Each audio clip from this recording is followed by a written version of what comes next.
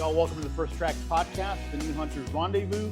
My name is Victor Torres. And I'm Zach Hashan. We're two friends that came together through our passion for hunting, fishing, and everything outdoors. Every 2 weeks, we'll be bringing you another fresh episode and share stories, perspectives, and resources for hunters, anglers, and outdoor enthusiasts of all walks of life.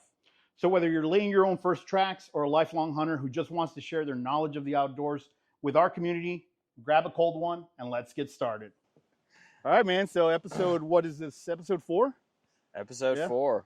Did you think we were going to make it past episode 1 and 2? I did. I thought we would for sure make it to episode 3. But I've so far been very pleased with how this has turned out. I feel like we're really starting to kind of bring a community together. Yeah. A lot of learning, man. A lot of new stuff.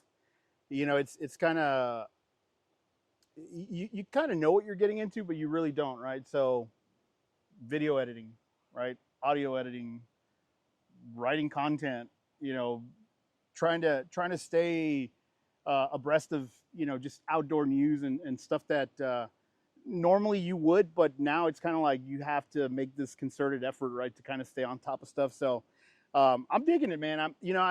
One of the things that I like about this is that I'm learning as I'm learning more stuff about the outdoors and hunting, fishing in general, just because you're having to kind of go that extra step to deliver content. So, yeah, man, I'm pretty excited. Episode 4. So let's go ahead and kick things off, man. Unless you have something else you're gonna wanna. Oh man, let's get right into it. What have you been up to, man? I feel like we haven't really seen each other the past couple of weeks. Both life's been busy. So yeah, what have you been up to? It's been a little chaotic, man. We've been dealing with some personal stuff, just family, our friends actually. You know, we've had some health scares on that side. Some friends, family has been impacted, so we've been trying to be a little bit more mindful about reconnecting with people. You know, that's one thing that, like most of us, dude, I think our generation and above, right? Or yeah, generation and above, we tend to really kind of stay away from the phone time, right? Or just that constant connection that like the previous generations used to. You know, my mom always rags me. She's like, well, I still stay in touch with my cousins. I'm like, I haven't talked to my cousins in like 3 years, right? And they almost like expect that same level of communication, but it's just not the reality. But, you know, this year has been a really odd year for us in terms of loss, in terms of, you know, redefining what friendships are and kind of redefining what that core group of friends and family is. And so, yeah, man, we've been really just, you know, focused on reconnecting. You know, we're getting more involved with other activities just to try to bring that group of friends in closer. So, but on top of that, dude, turkey season, I've been getting after it. And unfortunately, I haven't seen the bragging rights. No bragging rights, dude. But it's okay, me neither. Here's what I'll say. I've been in touch with people that are seasoned woodsmen that, you know, are legit, you know, in the woods, turkey hunters, and they haven't seen good results either. So, you know, it kind of makes me feel a little bit better, but at the same time, actually here where we're at, was it last weekend maybe?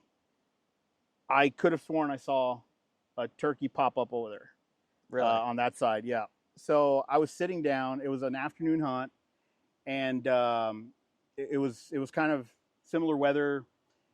And I thought I saw a squirrel kind of rear up. You know how they kind of get up when they're looking around or eating. So I just played it off, and I got back to my seat, just, you know, to my position. But then I realized something in my brain was like, dude, there's no log there. Like this thing was elevated. There was no log. So what my brain perceived as a squirrel on a log rearing up was actually a head, neck. So, and all this happened within like a matter of seconds, right? So you see this thing, you kind of disregard it, you go back to just sitting around and watch, and then it's like boom. And I looked back, and then sure enough, it was an elongated neck, and it was doing this. So I had called about 10 minutes prior, and again, we're right close to a creek that's pretty noisy. There's also a highway, so there's a lot of noise. So you really couldn't hear anything. But yeah, sure enough, it was a neck, and I don't know if it was a lone hen or what was going on, but it moved. It basically kind of, it didn't scurry off, but it just started walking towards the bush. So that's as close as I've gotten so far. At least I'm telling myself it's turkey. Well, and at least you're calling stuff in, right? Because you mentioned that you were calling 10 minutes prior. And so what were you running? Were you running like a decoy out in front of you, or what did you have going on? So that day I had a hen and a jake, and I had them out about maybe 20 yards to my left side. In front of me, there was a lot of great cover on my right side, and I was actually running the diaphragm call. I'm glad one of us knows how to use it. So, you know, well, I think it's enough to know, like, it gets to a point where I have to kind of like stop myself because I don't know if it's just I'm not conditioned and I haven't practiced as much as I should have before I started using them this year. But, you know, you kind of have to stop yourself and say, all right, let me change to the pod call. I took the advice of another YouTuber, and I'll give him credit in the show notes because I don't remember off the top of my head, but I was just doing very soft, like a hen just feeding, just going about their day, nothing crazy. And then I stopped. And so I stopped for about 10 minutes, and this is when I saw this crazy neck. And but it went off on its way, and I was like, all right, well, at that point it was already sundown, so I just packed it up. But we still have time, man. We still have time. It's just getting hotter. That's the problem. Yeah. Like, it went from, you know, pleasant to like, damn. Yeah. Now we're about to have to be rolling out there in short sleeve shirt. Shit, man. I'm all ticks all over us.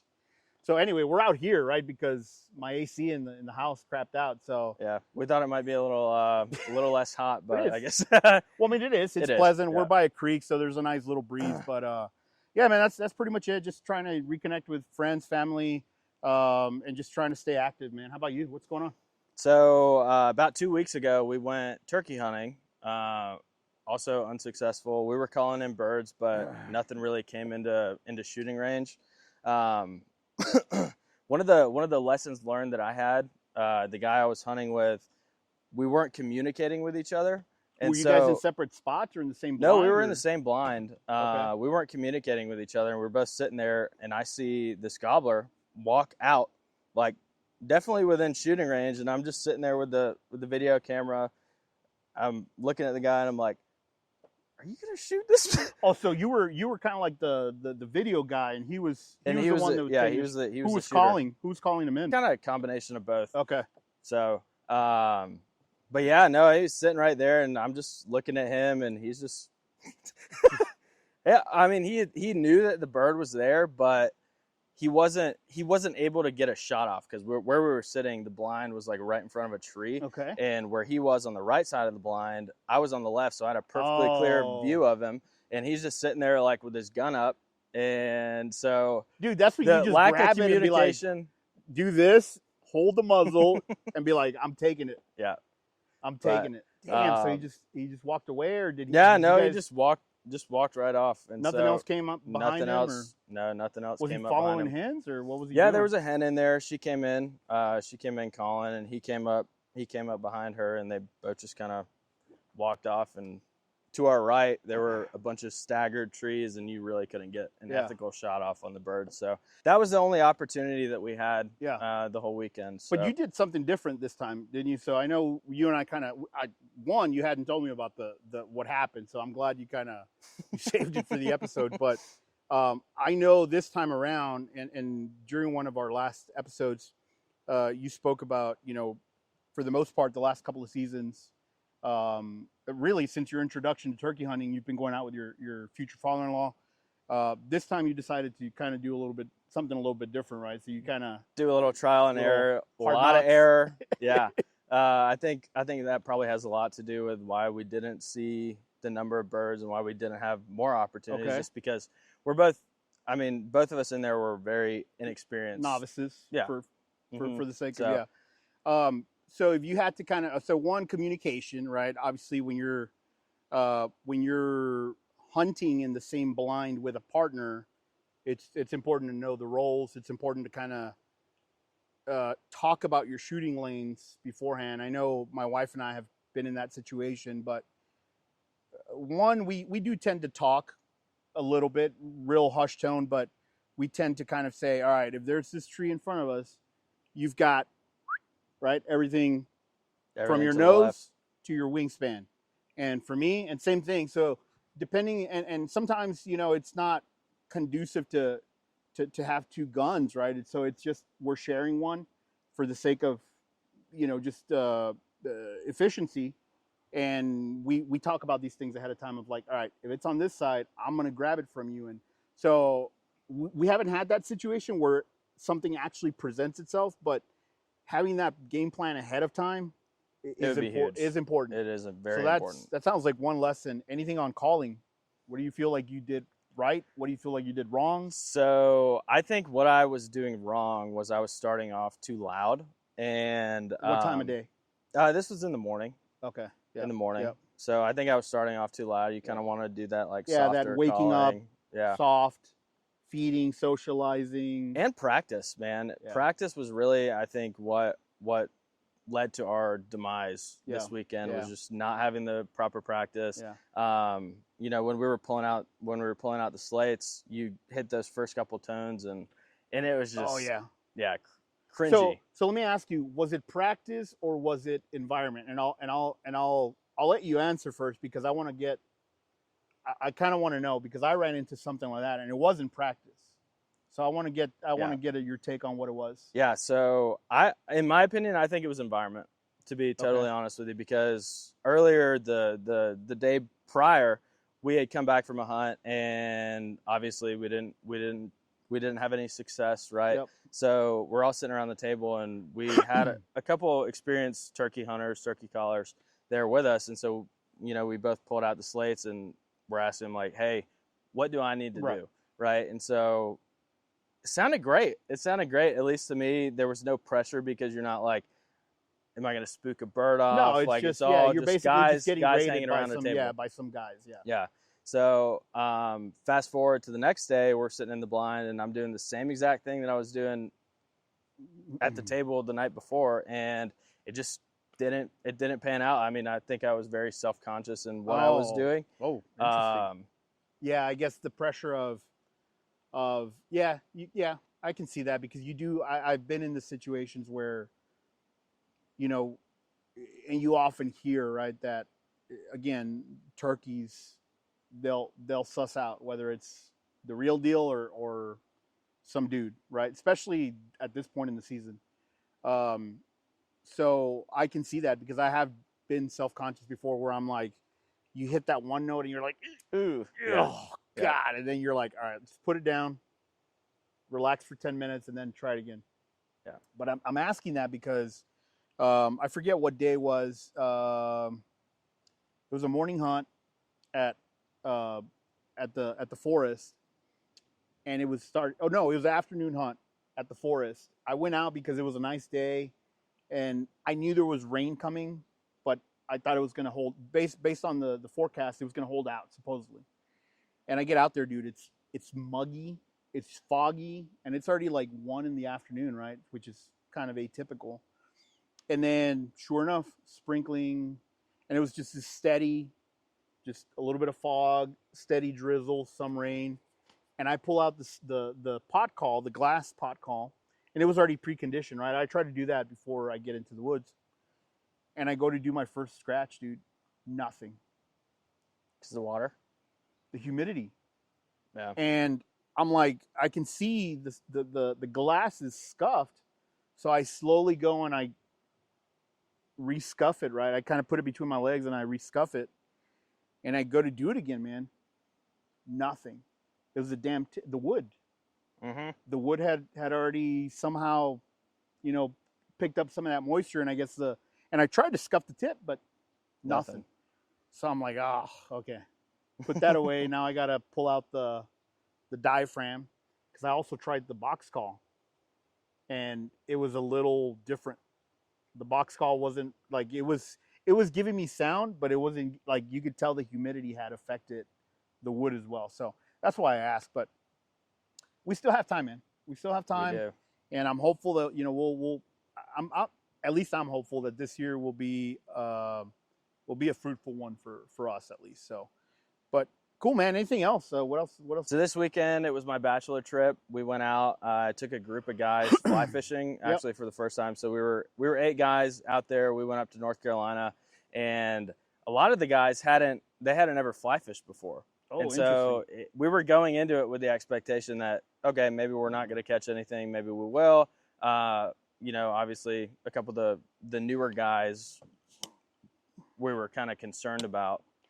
Why is that? Just were you going to be? Were you guys on a? What was the concern coming from? Just from a perspective of whether or not they would enjoy themselves and gotcha. have a good time, and really if they would catch any fish, because fly fishing is an art. You got varying levels in that group. I'm assuming. Yeah, right? yeah. Okay. 4 of them never fly fished before. Yeah. Was Andrew there? Andrew was there. So kind of at the upper level of fly fishing, right? Yeah. So everybody caught a fish. Nice. Surprisingly, or not surprisingly, I should say, is all the newbies caught giant fish. Nice. So did you do what you normally do, which is, did you go and enjoy yourself as the bachelor, or did you start kind of getting into that guided mode? I mean, it's a little bit of both, right? Every time you go out on the water with somebody and you might have more experience with them. I mean, whether it be like you go out on the water with somebody or you go out in the woods with somebody, obviously you want to make sure that they have a good time. I mean, there was definitely a little bit of that going on, but Andrew came to the rescue. He was patient. He was good. Patient. Yeah, really super good. And then we hired a guide the second day. And the guide the second day, me and Andrew were able to go off with another one of our buddies.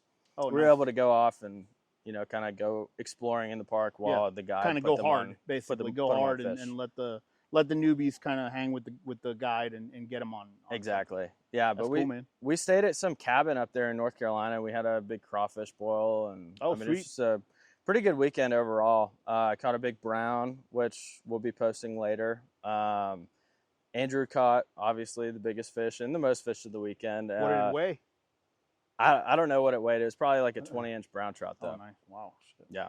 So it was a monster. Sweet, man. Sweet. Did any newbies have any accidents, or did it all kind of play out pretty? No accidents. There were a couple of wader leaks because we were letting them use some older gear that we had. So, they're getting out of the river. Hey, dude. Actually, myself included, bought a brand new pair of waders November of last year from Simms. And we're not sponsored by Simms, by the way. get in the water. There's a giant cut, probably like 4-inch cut, right there on my shin, and so I just got absolutely soaked. So you didn't know about it? You just I had no idea. I mean, they're brand new waders. I'm thinking, oh man, I just got some new boots. My fiance just got me some new boots for Christmas this past year, the first time on the water. So yeah, I had to go to the fly shop and buy a new pair of waders. Oh my goodness. So is Simms going to take care of them, or what's the? We'll see. We'll see. I haven't filed the warranty claim yet, so we'll see. Simms, if you're hearing this, which you're probably not, fix my waders. Fix the waders. It sounds like they were damaged in shipping or something. So I had actually used them. I had only had them on the water once. Okay. So I have absolutely no idea what happened to them. Whether they got cut on a piece of gear in transit. Who knows? But either way, man, those are expensive. It's expensive gear, and that's why you buy it, right? You buy it because it's gonna last. It's gonna last, and you also buy it because it comes with that, that customer support kind of that those companies offer, right? They're known for keeping customers happy. So no, it sounds like you had a pretty good time, successful. We got on trout and no accidents. We had a blast. It did bring me back to kind of when I was first getting started fly fishing. It kind of brought me back to like going out in the water. I had absolutely no idea what's going on. I actually bought my first fly rod in high school, and we would use it out on Lake Lanier. We would go catch brim and a fly rod catching just dude, it's so much fun. Practicing out in the front yard. All the neighbors probably thought I was crazy, just going back and forth. And I brought that same rod to college, and me and Andrew was kind of like the how do I say this? The resident. He was like the guy that was. He Well, really at that point he was a career fisherman, right? he was, yeah, and Yeah, hopefully we'll have legit career fisherman. This guy, Andrew. Andrew Brown. Andrew Brown. And what's his nickname? They actually call him. Yeah, we call him Brown Trout. So he's a young guy. He's about what 27, 27. But this guy grew up, and that was his sport. That was right? his sport and his life. And yeah. he competed professionally, I think it was. Yep. You probably know the story better than I do, but yeah, I've been out on the lake with these guys, and I felt almost, at this point I didn't know anything really, and it was a little intimidating. But yeah, he's a good dude, man. Like he's got patience. He's got a lot of patience. But definitely a seasoned. That dude's on a different level of fishing for sure. Yeah, and you kind of get to get in the water with him and just watch him. I mean, you'll go through the same water, right? You can go in front of him and he comes right behind you, catching every single fish out of that hole. And so I mean, it's really cool to watch somebody like that. Yeah, for sure. Do that. I was fortunate enough to have him take me out on my first fly fishing trip in North Carolina. He took me to Bass Pro. During college or? Yeah, it was during college. Still had the same rod I got in high school, and I didn't have waders, didn't have boots, didn't have a bag. Kind of like what I was to you a couple years ago. Exactly. Yeah. Exactly. So he invited me out there, and he took me to Bass Pro, and he goes, dude, I'm going to set you up. Just be prepared to spend a little bit of money. And so yeah, man, we went, picked up a pair of waders, picked up a pair of boots, a couple of the essentials, a couple flies, some tippet, some nippers. Cheaper than the place you sent me to. Probably. Probably.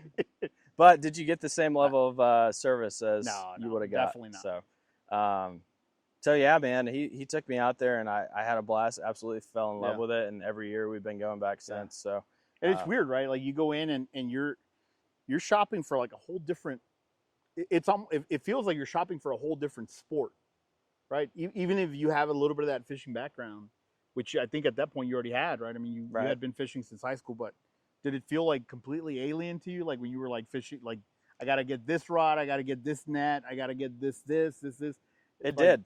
Yeah. At least for me, it was like, it's like, what? Yeah. I mean, what is all this stuff, right? So yeah. And then the first time on the water, I mean, it was just brutal. I mean, I mean, I'm sure it's a very similar experience the first time you went, but I spent more time tangled up and retying my stuff than I did actually fishing. And so, I mean, that's just kind of part of it. You really have to have a love for the sport. I'll say that in the beginning. Yeah. And love for being outside. For sure. But here's what I'll tell you, man. Like, I remember the first time I don't know if it was the first or second time, but it was the time where I want to say we took your boat on the hooch? On the hooch, and we banked up. And I almost want to say it was my first time with you. And I actually got on something. And I remember at least what I felt with fly fishing. This is me. So if you take lake fishing and fly fishing in a stream or a river, hands down, I'm going to say I'll go with group B, right? Simply because for me, there was this level of, it was a different level of focus that you had to apply. It almost felt like you were hunting for something. Like it was just this, you would tell me like, oh dude, like go, try that area and do this and, blah, blah, blah.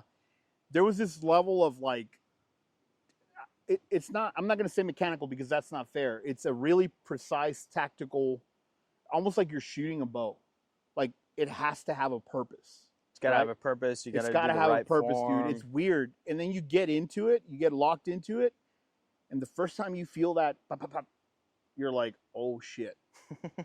Right? It's not the same, for me again, it's not the same as lake fishing. Right? And so I get, I really get what you're saying. And, once you kind of feel that first, like what? Like you can catch fish with this setup, it opens up a different kind of world, right? I also think that, one of the cool parts about fly fishing is that, like you said, I mean, it's a very active type of fishing, and it does require it's like turkey hunting. your full focus. Yeah. And just being out on the water, say you've had a long day, you're not thinking about whatever you're doing. I mean, you're thinking about catching fish, and you're thinking about not getting your line tangled up, and that's it. And that's what I'm saying. So I think for me, that's the difference is like, just take a bad day, send me to the lake. And if I'm there at the lake, I'm still kind of thinking about stuff. With fly fishing, you have to forget, because there's so many things involved that your mind shifts completely to this other thing. So I don't know, man. It's cool. It's cool as hell. But so you started off and you had Andrew as let's just say as a mentor, which again, very mentor, fortunate. my guide, my best friend, drinking buddy. Yeah, exactly. Yeah. And then what was kind of the progression? I know you spent some time out west as well, but was that kind of like the time out west? Was that a precursor, or what came first? Yeah. So for those of you guys that don't know, I was a wrangler out on a dude ranch in Wyoming, southern Wyoming. So didn't have a whole lot of fly fishing experience, right? But somehow ended up as the head guide of the ranch out there. And so anytime anybody went out, and you know what you should do, man? You should actually we should share some photos and maybe a link to the place if people are ever out there in was it Wyoming or what was it? It was Wyoming, Saratoga, Wyoming. That Medicine Lodge. Shout out, right? Yes, they do. They had a huge impact on my life. Tim and Debbie, the owners of the ranch, I mean, they were just top-notch people. Very cool. Very cool. I know you still, to the day, you still talk about that place very, very fondly, at least with us. And it sounds like that's kind of where you kind of got into some of these things, right? Horseback riding, guiding, fishing. So it sounds like that's another kind of point of spark, right? Where oh, it definitely was. And I mean, just having that, I mean, it's beautiful country out there, and having the ability to just go say, you finished up with work for the day, took care of the horses, took care of all the guests, and you're out. And me and one of the guys that worked out there, we'd be gone, man. We would be gone. Like, wait, we're not done with work yet. 6:30, we were done with everything. We'd ask the other guys that were out there with us, we'd be like, hey man, you got the dishes tonight? And so we had an agreement. I mean, we would always work stuff out. Right. But yeah, dude, we would just get in the truck and we'd drive up the mountain, whether we were going to like an alpine lake or some tiny little stream. That was actually, I saw the biggest fish I've ever seen up at, like, I don't know, it's probably 8,000 to 10,000 feet elevation. We go up the pass, go on down these dirt roads, go hiking like 2 miles into the woods. And I mean, there's just like this brown trout. He's probably crazy, dude. Yeah. 20 inches plus. But yeah, he's just sitting there in like a 3 foot wide little stream just in the middle of the mountains. Just kind of chilling. So yeah, I mean, that definitely solidified my desire to be out there. So when you were out there, were you already fly fishing, or were you just using spinner reel? What were you working with? It was pretty much strictly fly fishing. Okay. Yeah. Okay. I actually broke my rod in transit on the way up there. I called the company, and I don't know. We're in the middle of nowhere, so I ended up making some other guys' rod tip work on my rod, and so that's what I used for the rest of the season. So, but yeah, man, we had an absolute blast taking people out there for their first experience. I mean, you really saw these people just like at their worst, because at their worst at the beginning, but then when they caught a fish or when they were just really into it, I mean, you just saw their whole entire you're lighting world a spark, shift. Right? It's a spark. Exactly. It's a spark that you're lighting that it just like it's a switch, man. You turn it on and you're like, what? The possibility, right, of it. So how long did you spend out there? What was your time? It was about 3.5 months. Okay. So like a summer type gig? Mm-hmm. Okay. Yeah, a summer type gig. Very then I cool, came back, and I mean, that's like my thing that I absolutely love to do, right? Just go out on the river and go fly fishing. So when we talk about fly fishing, right? So that was another thing that I was clueless about personally. And again, guys, when we talk about why we do this, why we're doing this podcast, you're going to see a lot of converging points, right? Because things that were on my mind as an outdoors person in Georgia, when I linked up with Zach, we started hitting these little threads that in my mind I was already wanting or thinking about exploring. I just had never been exposed to it, right? Fly fishing was on the radar. I remember seeing what's the name of that movie, man, with Brad Pitt? I forget the name of the movie, but it was about fly fishing. I don't know, man. I'm sorry. You've never seen that I movie, don't dude? think I've Oh ever my seen god. it. Anyway, so you got to watch it. Okay. That's what it's about. It's like him, his dad, his brother. They grow up fly fishing back in the like early 1900s. It's really cool. But that was actually one of the movies, like that kind of sparked my interest. And then you kind of watch it on TV, but it seems like this really unattainable sport. Meaning, as a Mexican kid that grew up in South Texas, you see the spectrum of folks that participate in fly fishing, and you really don't see yourself represented. So it just seems like this is not a sport for a Mexican, right? But there was something always just like, man, there's something cool about it. There's just something cool about it. I always wondered why it had to be done on a fly rod.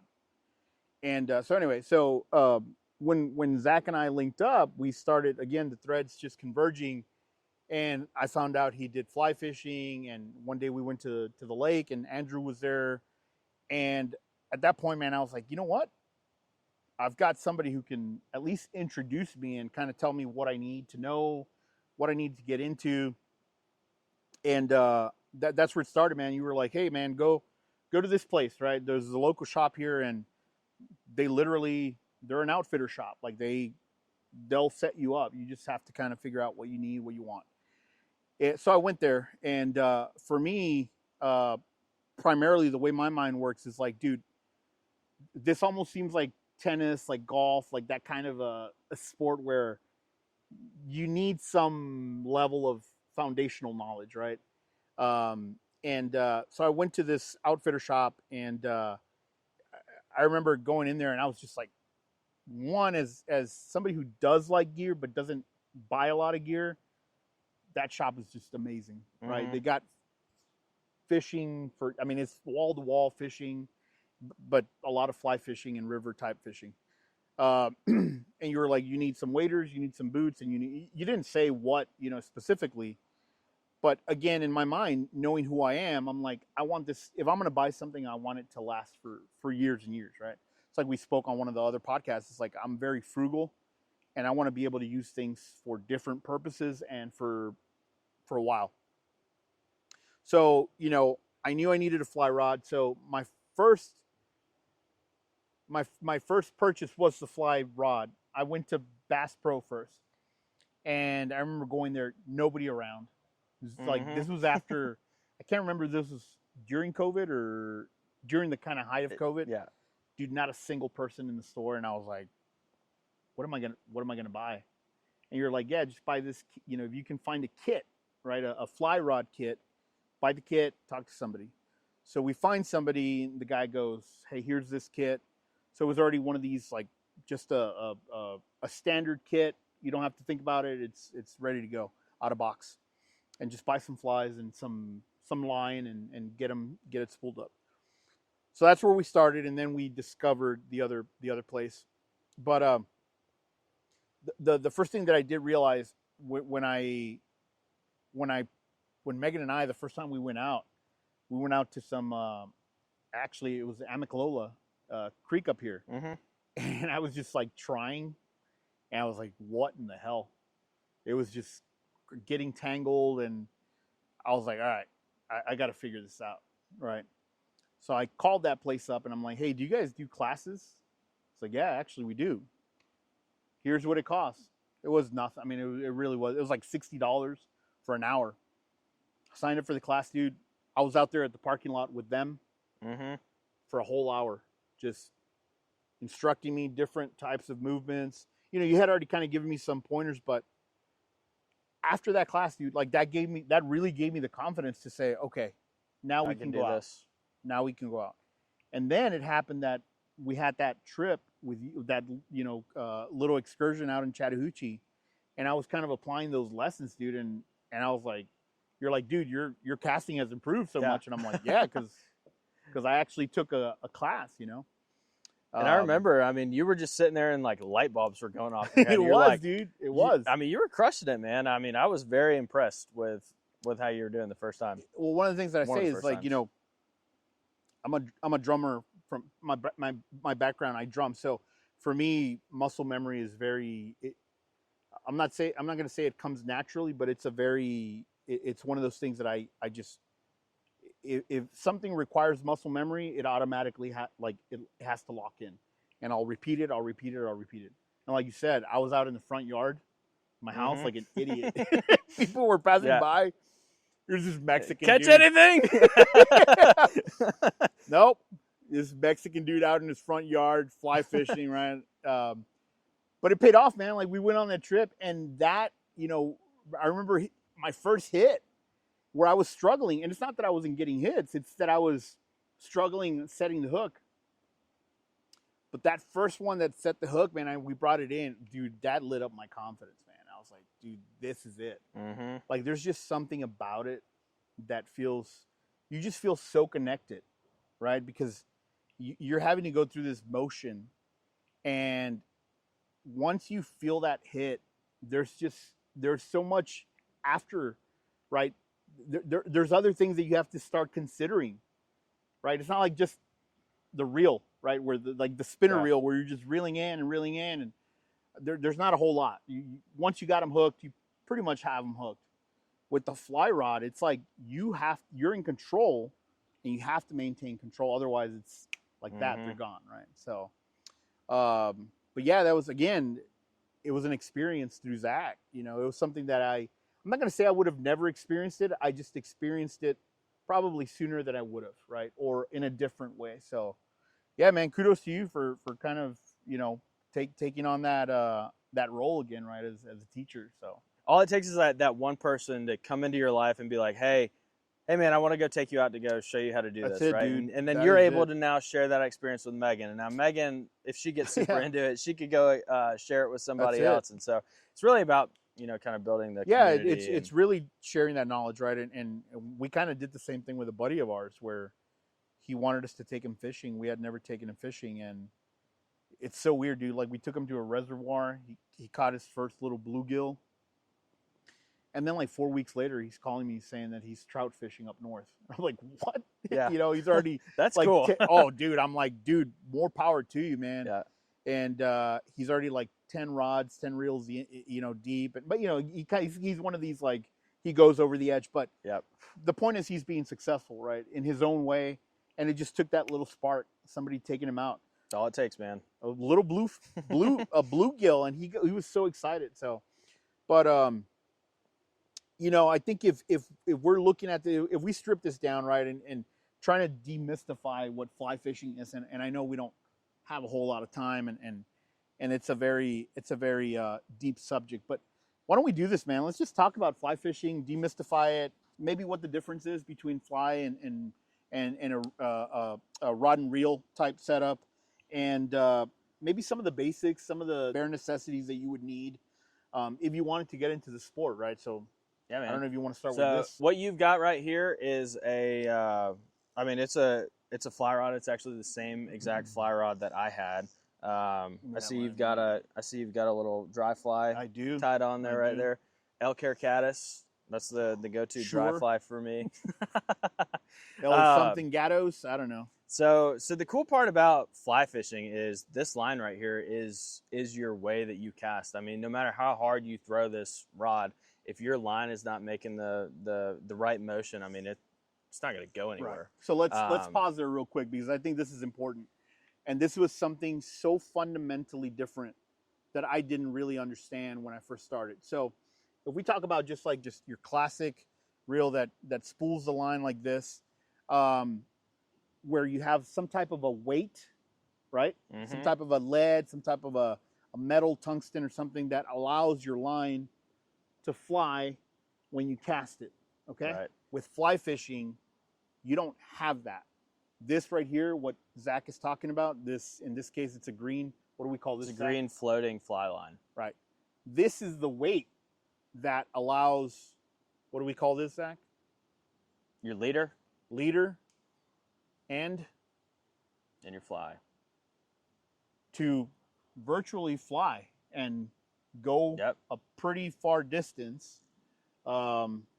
This and the action of this rod itself, right? Very different. So if you want to kind of break it down a little bit. And yeah, man. So right here, what you've got is I think what every beginner should ever get. It's just like a 9.5 foot 4-weight, 5-weight. Yep.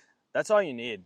I mean, that's really all you need. This was that like original kit. Yeah, I think this was. This was your original TFO that you bought. Yeah, I want to say $70 to $90 at Bass Pro. It was already it already came with some line, I believe. No, he actually had to spool it.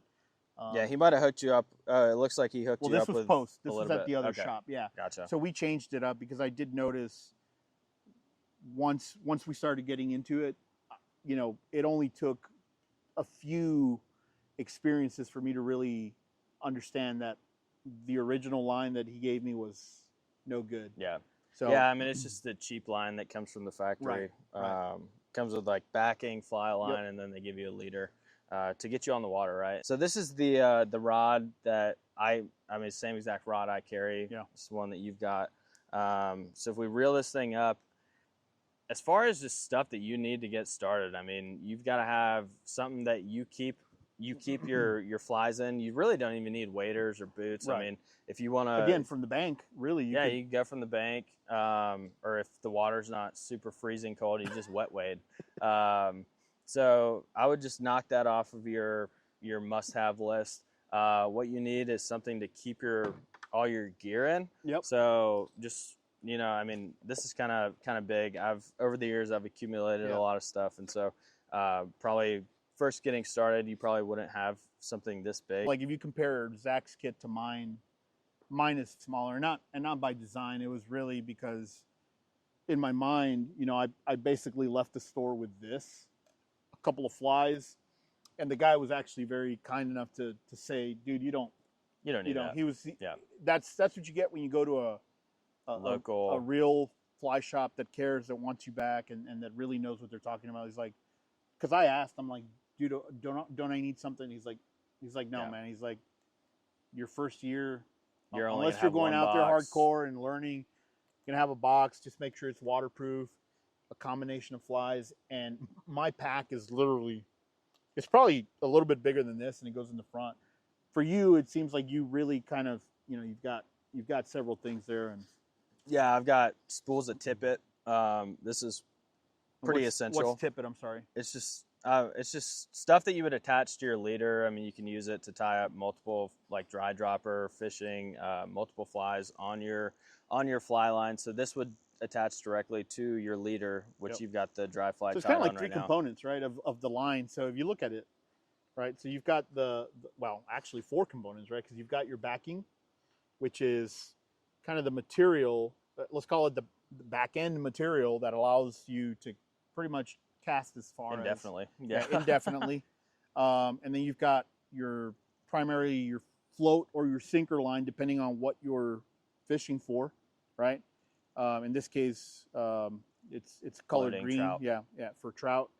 And then you've got the leader, as Zach says, a leader like you would find in any other conventional rig, whether you're saltwater fishing.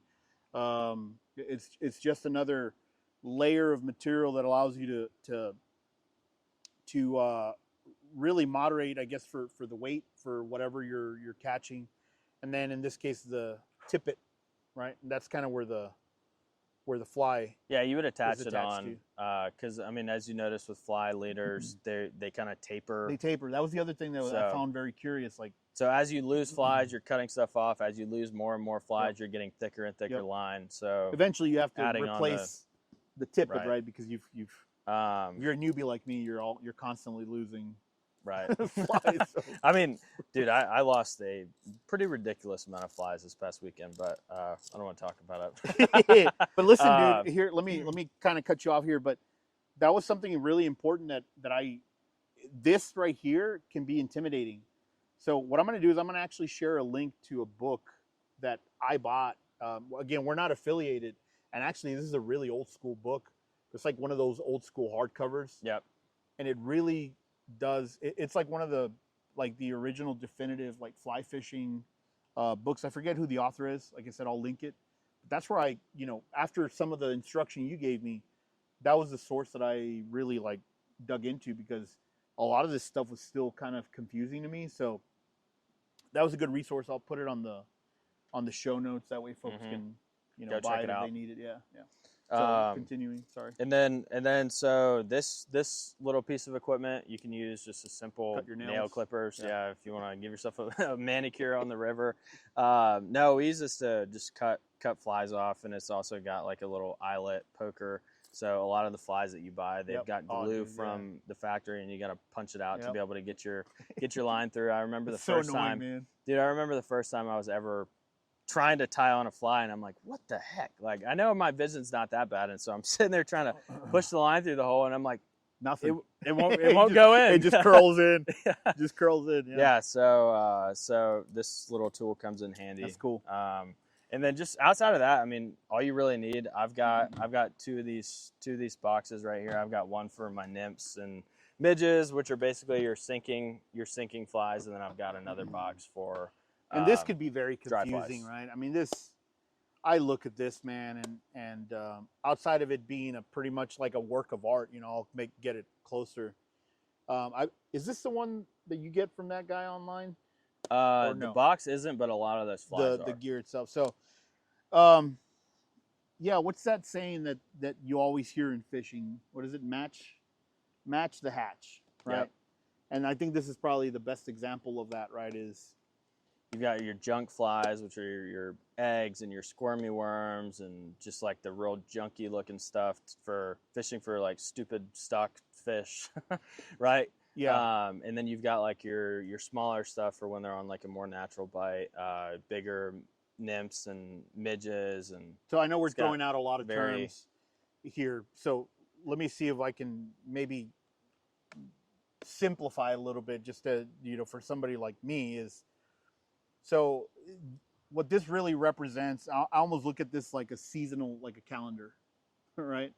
Yeah. Is every time of year, trout are feeding on different things that literally fall on the surface of a creek, water, etc.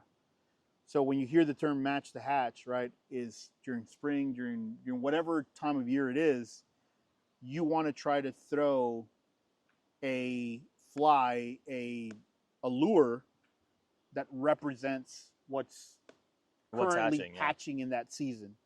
So when Zach's talking about nymphs and what are midges? The midges. Midges are like the beginning phases of a bug. I mean, bug stages basically. Yeah. And or bug names, right? Or in this case, worms. So I think would be a cool thing, man, is if we could put together just a kind of beginner's guide, just to terminology and stuff like that for our. Because like I said, if you were to give me this as a beginner, I'd be like, what is this?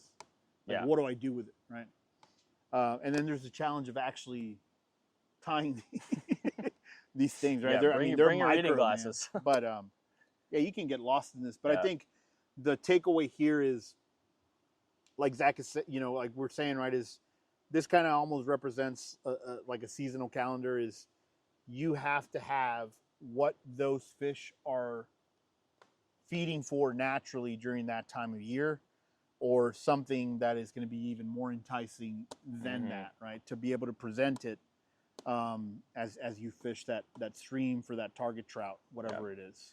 So. Yeah, and my advice to all you beginners is just get a couple different flies. I mean, nobody's box who's just getting started off is going to look like that. And this is an example of that, right? My box is still very simple. And again, not because of anything other than I'm still figuring it out. Yeah. You know? And guess what? You can go out there with that setup, and I can go out there with that setup. And if we were fishing, I mean, you would probably catch the same amount of fish that I could catch. It just depends on what they're feeding on, right? And if we're throwing the right thing at that moment. Depends on what kind of fish, kind of fish you're actually fishing for, whether they're stock fish, wild fish, what's salt coming water. off. Yeah, salt water. So you've got a couple. In there. We were set up also for one of our trips to Florida, but anyway, that's a different that's a different story. And then in this box right here, I've just got your just a bunch of dry flies. What is a dry fly? A lot of the flies that I have accumulated over the years, but this would basically just simulate a bug that has just landed on the surface of the water. The fish will come up and eat it. Yeah, it's actually a really exciting way to catch them. And really, it's called a dry fly because the efficacy in this presentation, right? And presentation is just kind of how you're presenting it to the fish as it goes downstream. Is it has to remain dry so that it floats on the level of the surface. There's some viscous material that you can also. It's called floatant. Yeah. What is it called? Just fly floatant. Floatant. Floatant. And you kind of, it's like just a viscous, clear, liquidy material that you coat the fibers with so that it maintains that top buoyancy. Oh, look at that, dude! That's cool. I had never seen that. Grasshopper. Wow, yeah. So that was that's pretty neat. I got that out. We were fishing in Montana. That's pretty neat, yeah. In the plains. So again, this is a beautiful example of somebody who kind of is a little bit further down the line.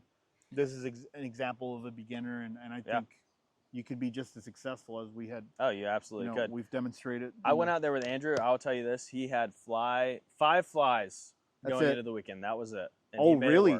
He caught more fish on those 5 flies than I caught with this whole entire box worth of stuff. So we've gone over the fly rod. We've gone over the different types of flies, the pack that I carry it all in, the nippers. What's you this? got your tippet, and then this is another, I would say, essential thing. I bought this for $20. $20, and then I've got a little gear retractor. That's what I need right there. So you hook it up to your back, and then you can reach down and pick up your fish. Yeah. So, and a lot of the fly fishing type nets, as opposed to your bass fishing nets, I mean, they're going to have that rubbery material, and that's just because when a trout doesn't have scales, and so they have slime, and that's their protective layer. And so if they're rubbing against like a cloth net, it's going to rub off that. We got it's your typical gear that you would have. Your bag, a starter fly set, a pocket knife as always. Anything else, man? Hey, that's really it. I mean, that's your bare bones essentials. Any glasses? Anything you would recommend? Well, over the years, and we were kind of touching on this before we started the episode, is just working on the computer all the time, man. I've really started to notice my vision start to decline, and so I think I'm about at the point where I got to get those little glasses so I can actually see what I'm doing. On your nose.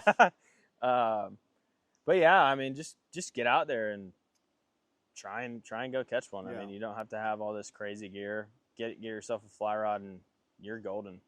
I think it would be nice if we brought our community maybe just like a little list, a little checklist. Again, we're not sponsored, we're not endorsed, but we could put together a list of little things that you need. You go figure out, right? Pricing, whatever your budget is. Go to Amazon, go to wherever you go and buy stuff, and just look at it kind of like a starter list and go from there. If you have any questions, reach out to us.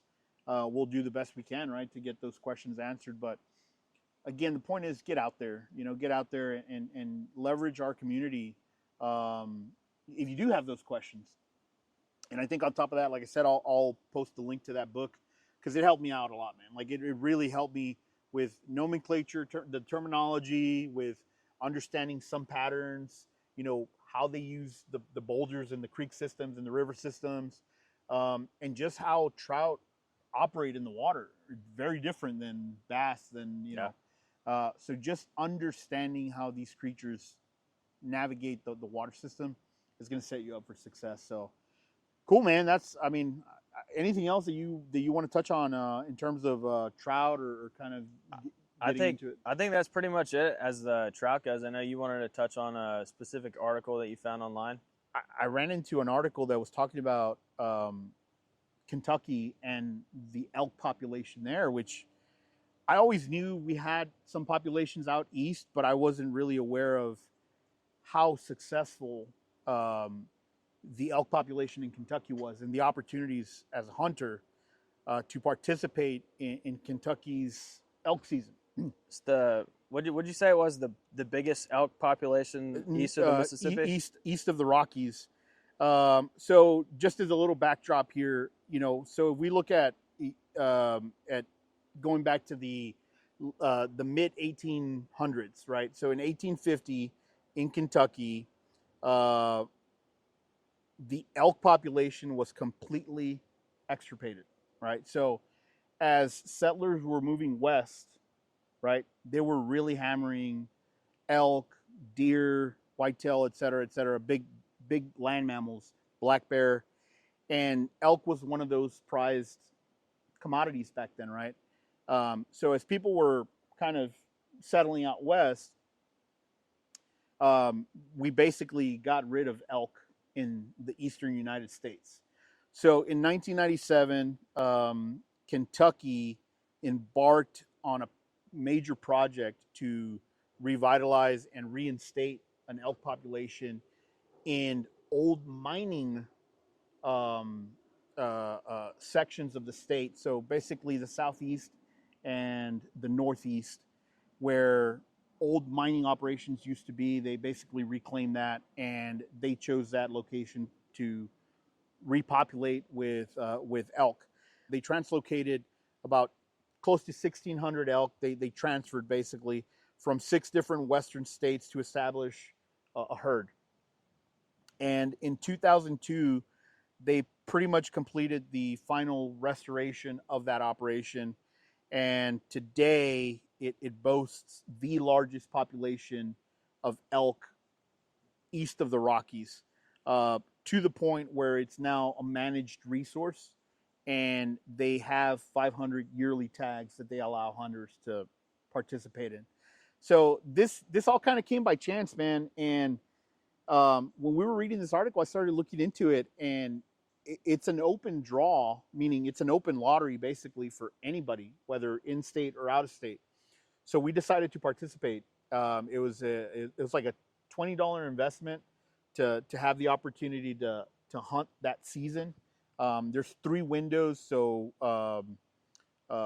basically there's a bow season, there's a rifle season, and then there's an either sex season with archery. So my wife and I put in for that, and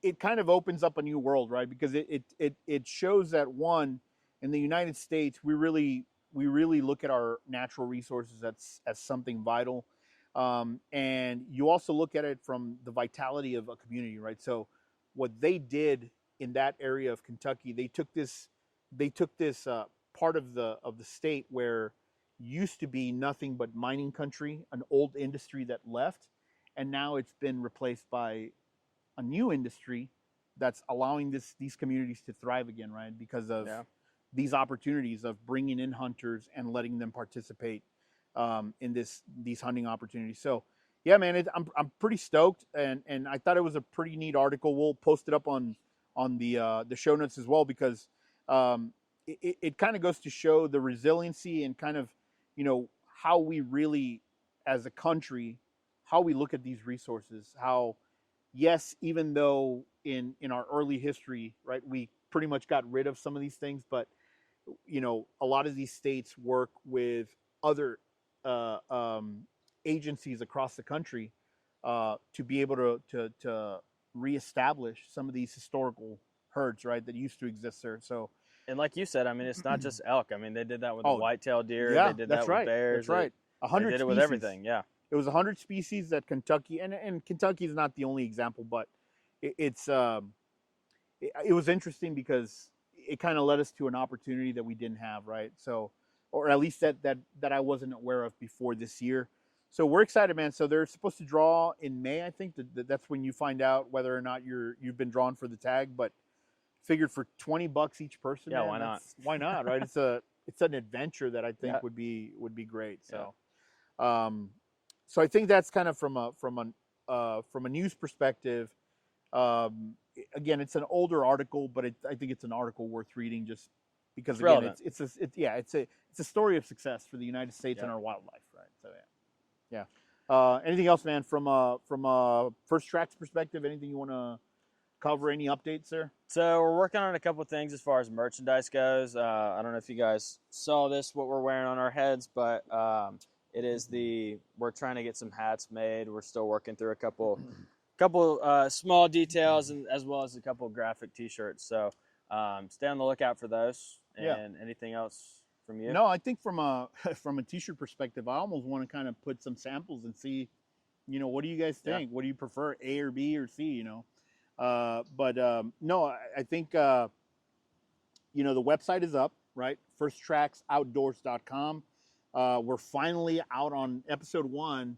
Meet the Guys is finally available on all of the major platforms: Spotify, Apple Podcasts. Search it, find it, subscribe, and that way you get notified when this episode and other episodes drop. Again, every 2 weeks we're going to bring you guys a new episode. We've got a couple guests that we're working on bringing onto the show. Super excited about that. And as always, go lay your first tracks. I'm Zach. I'm Victor. Thank you all for joining us. We'll see you next time. Thanks, guys.